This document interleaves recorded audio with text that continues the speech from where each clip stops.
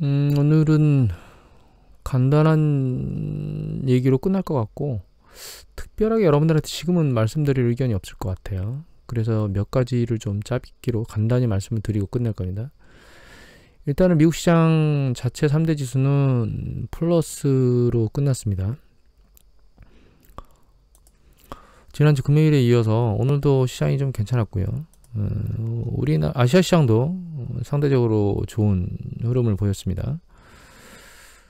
인플레이션이 난리치는 것 때문에 테이퍼링의 악재가 있었고, 그 뒤에 델타 변이 확산되면서 또 악재가 있었는데, 악재들이 이제 시장에 다 반영이 된 게 아닌가 이렇게 생각을 하게 됩니다. 그 댓글을 남겨주신 분 중에 시장이 폭락할 거라고 얘기를 하시는 분들이 있는 것 같아요. 뭐 전 보지는 않기 때문에. 근데 개인적으로는 경제 시스템의 흐름을 잘 이해하지 못하시는 분일 가능성이 있습니다. 경제가 붕괴되는 데는 여러 가지 요건들이 생기는데, 있어야 되는데, 지금 경제가 붕괴돼야 될 이슈가 없어요. 그래서 주가가 코로나 팬데믹 때 폭락했던 것처럼 폭락할 수는 없습니다. 지금 현재로서는. 특별하게 큰 이슈가 발생하지 않는 이상. 여기서 제가 특별하게 큰 이슈라 하면 이제 누차 계속 말씀드리지만, 백신이 완전히 무력화된 새로운 델타 변이, 그러니까 새로운 코로나 변이가 발생하지 않는 이상은 지금으로서는 시장이 세게 폭락할 이유가 있지는 않아요. 다만 이제 이 얘기 드렸죠. 폭락이라는 조건 안에 한 20% 정도의 조정은 저는 제외된 상태입니다. 20% 조정은 언제든지 일어날 수 있습니다. 여하튼 그래서 오늘 시장이 오른 이유를 보면 뉴스 보도에 나오거든요. 뭐 몇 가지 얘기들이 나오는데, 일단 여기 중국에서 지금 그 코로나 관련해서 그 긍정적인 뉴스가 나왔다고 얘기가 나왔거든요. 그래서 여기 중국 리포트에 보면은 이제 백신 변이자, 아니 백신 감염자가 제로로 나왔다고 뉴스 보도가 나왔나 봐요. 예, 보면 새벽에. 그래서 이제 그것 때문에 이제 긍정적으로 작동이 됐다라고 하는 거고, 그다음에 이제 가장 대표적인 건 이거죠, 이거. 그러니까 그 리스크 테이킹 하는 심리가 올랐다는 거예요. 결과적으로는 이게 이렇게 됐다는 뜻은 시장이 조정을 끝냈다라고 봐야 될 것 같습니다. 제 생각에는. 그리고 그것 때문에 이제 예를 들면 유가나 이런 것들이 반등했고, 여기 보시면 유가 올랐죠. 65달러대로 이렇게 볼까요? 예. 쭉 빠졌다가 다시 이거 유가가 이게 아니고 이건 구리고요. 유가 여기서 봐야 됩니다. 내려왔다 툭 튀었고, 구리도 이제 밑으로 내려오다가 조금씩 다시 머리를 들고 있어요. 그러니까 이제 위험 회피에 대한 심리 현상들이 줄어들고 있다 이렇게 보시면 될 것 같아요.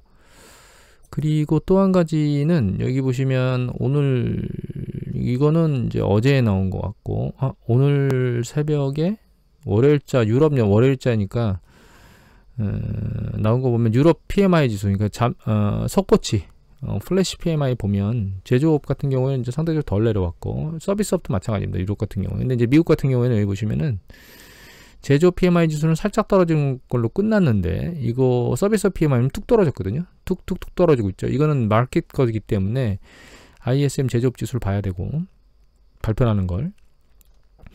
그 다음에 기존 주택 판매는 이제 내려오다 약간 올라갔어요. 그래서 이제 부정과 긍정이 사실 혼재된 거죠. 그런데 이런 상황에서 주가가 튄다는 얘기는 부정보다는 긍정 쪽을 쳐다본다는 뜻입니다. 그러니까 결과적으로 심리가 안정화됐다는 거죠, 투자 시장이.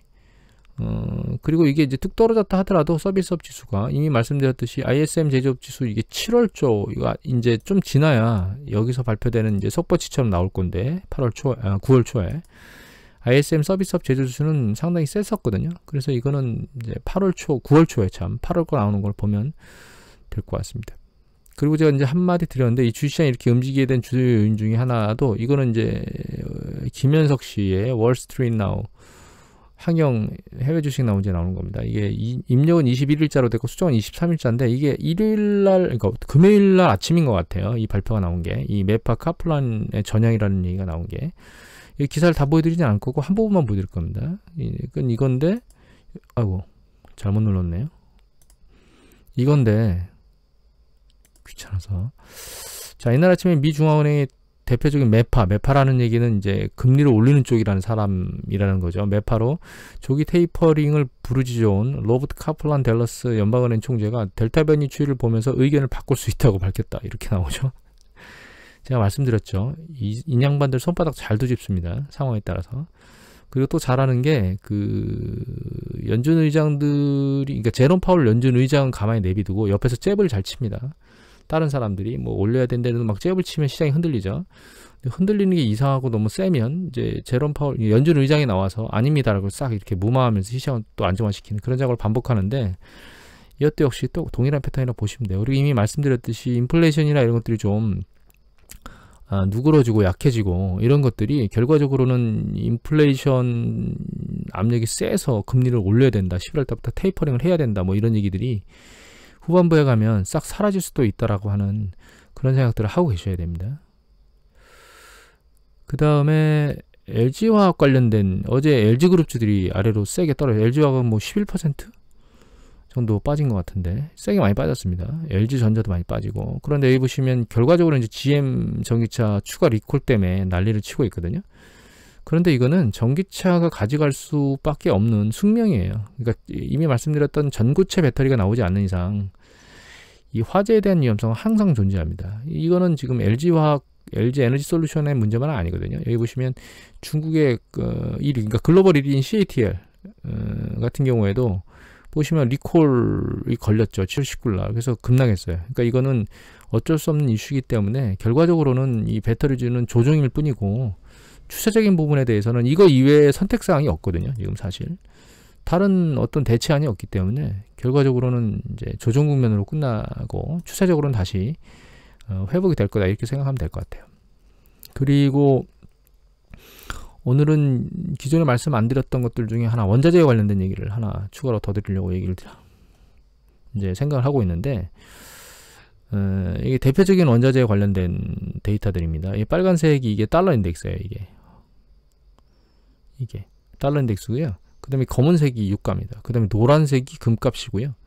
이 캔들 차트가 굴입니다. 그런데 얘 장기 차트를 좀 보면 이 주봉입니다. 장기 차트를 보면 장기 차트가 이렇게 나타나죠. 이렇게 나타나는데 이게 1년 부분 상관관계가 있는 것처럼 보이기도 하고 없는 것처럼 보이기도 합니다. 사실은 전체 차트를 보면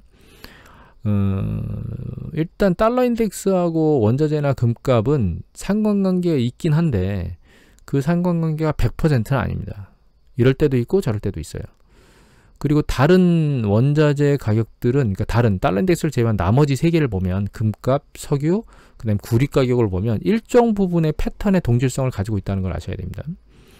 그래서 일단 달러 인덱스하고 다른 것들의 부분을 좀 보면, 달러 인덱스 때문에 자꾸 금값이 오른다는데 유가가 오른다는데 이런 얘기들이 이제 뉴스보도에 많이 보이시잖아요. 근데 그게 맞을 때도 있고 틀릴 때도 있다는 걸 가르쳐 드리기 위해서 이건 말씀드리는 건데, 예를 들면 이 달러 인덱스 가격이 이렇게 올라가면 달러 가치가 올라가기 때문에 달러 표시로 거래되고 있는 자산들의 가격은 상대적으로 내려가야 됩니다. 근데 여기 보시면 여기서부터 이 구간까지 달러 인덱스 계속 추세적으로 올라가고 있죠, 지금. 그런데 여기 보면 유가도 올라가고 있고, 여기 밑에 보면 구리 가격도 올라가고 있는 거죠. 금값은 상대적으로 지금 안 오르고 있습니다. 올라가면서.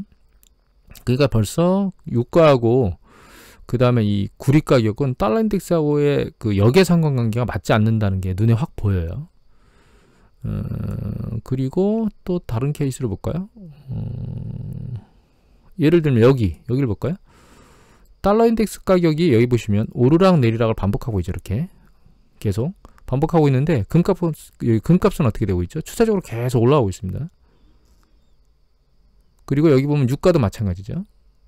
여기 보면 구리도 마찬가지입니다. 그러니까 달러 인덱스의 향방이 이 원자재 가격이나 금값과 상관관계가 있긴 하는데 그게 항상 100%가 아니라는 뜻은 뭐냐면, 달러 인덱스를 가지고 이 금값이나 유가나 혹은 그 구리 가격의 향방을 예측하는 건 미련한 짓이라는 겁니다.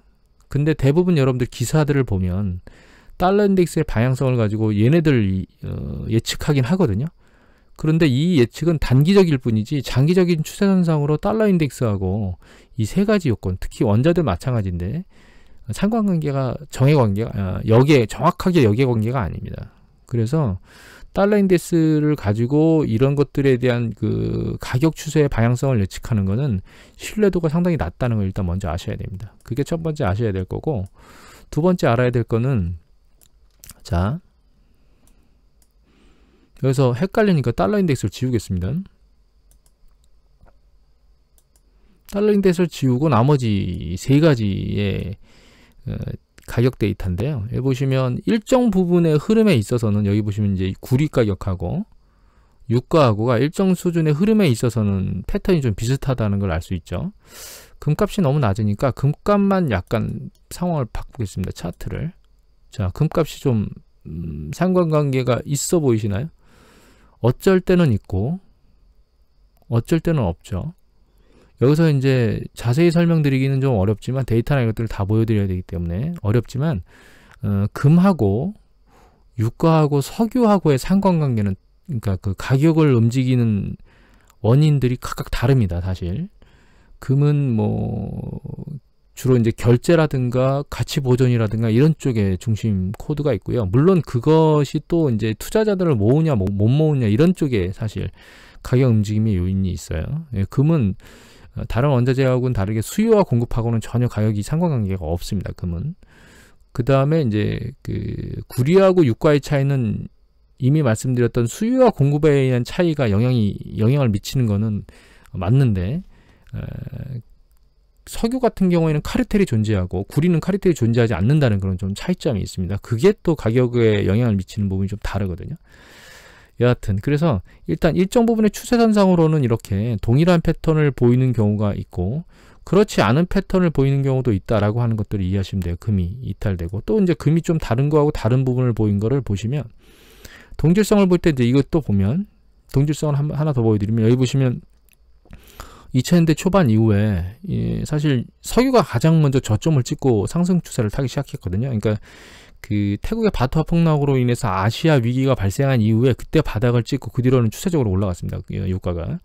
그리고 다른 것들은 그 뒤에 쌍바닥을 찍고 그 뒤부터 올라가기 시작했습니다. 그래서 2000년대에는 모든 원자재 가격이 급등한, 금값 포함해서, 물론 이때 주택가격도 많이 올랐죠. 실물자산도 많이 올랐던 그런 대표적인 시기고, 이거를 이렇게 밀어올릴 수 있는 가장 주된 공통점은 뭐였냐면, 장기간 동안 가격이 그렇게 오르지 않았다는 겁니다.